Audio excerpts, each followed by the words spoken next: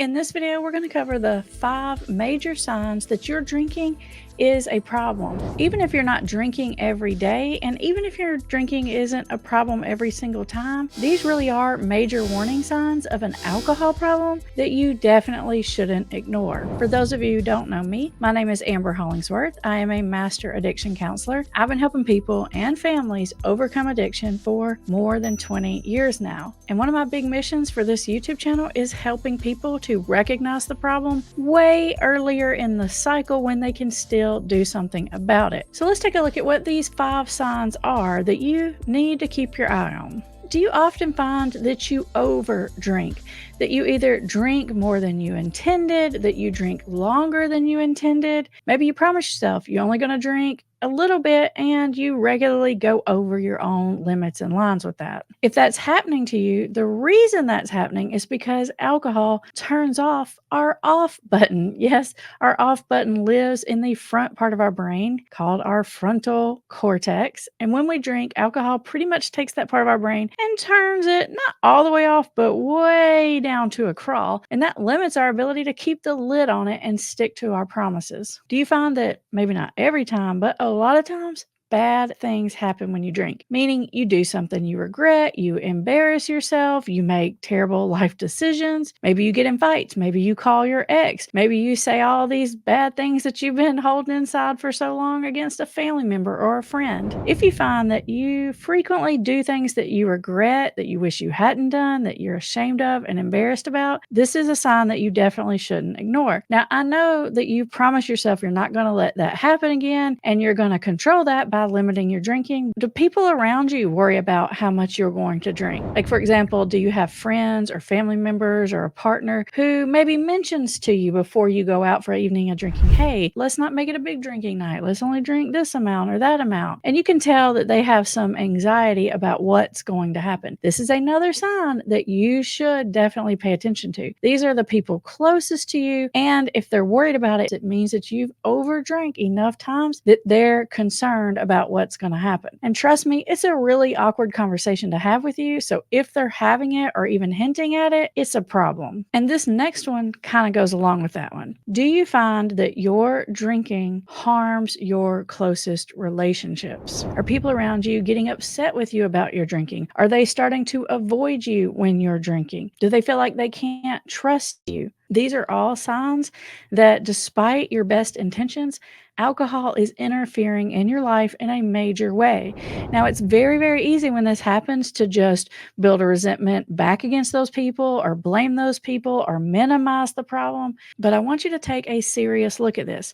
And one more little secret I'll tell you is usually it's the person closest to you that sees the problem first. So, like, for example, your boyfriend or girlfriend or your parent, whoever's the closest person in your life.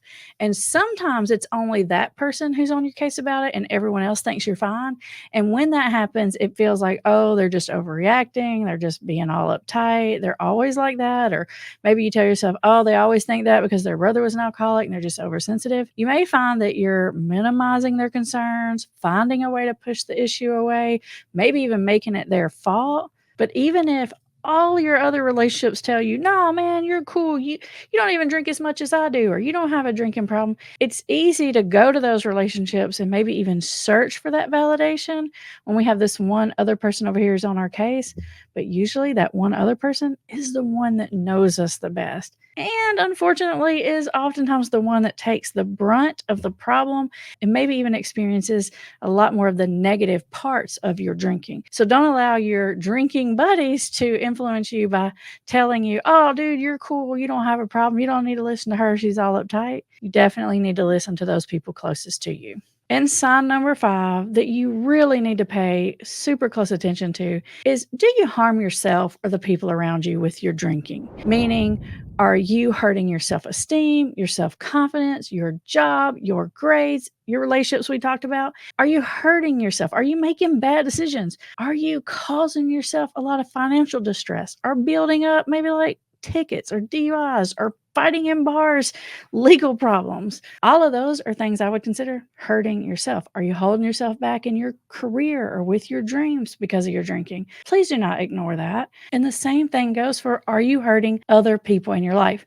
Now, I know we've talked in a couple of these other examples about the relational aspect, but to really hit this point home, I want you to ask yourself, what do you see as your role in regards to your closest family and friends? Do you feel like it's your obligation to look out for them, to be there for them, to protect them? If so, does your drinking interfere with your ability to consistently do that? Maybe your drinking even causes you to be the harmful person in your loved one's life. Ask yourself this: if someone else treated my loved one the way that I treat them when I drink, how would I feel about it? Would I be mad? Would I be protective? Would I tell my loved one to stop going around that person? It's way too easy to take any one incident or bad thing that happens to us, those bad decisions, those relationships we're hurting.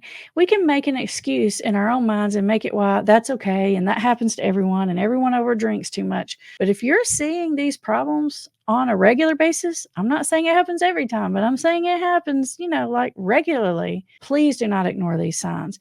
These are actually signs of alcohol use disorder, which is basically the fancy way of saying alcoholism. And unfortunately, most people don't recognize alcoholism until they're drinking every day, until they're drinking in the morning, until they're like lost everything in their life, or they wake up with the shakes. But the truth of it is people have alcohol use disorder or alcoholism for many, many years before you get to that point. And it's in these earlier stages that it's a whole lot easier to acknowledge and address. If you're relating to this, then I want you to watch these videos next, because they're going to go more into detail about what to do about this problem.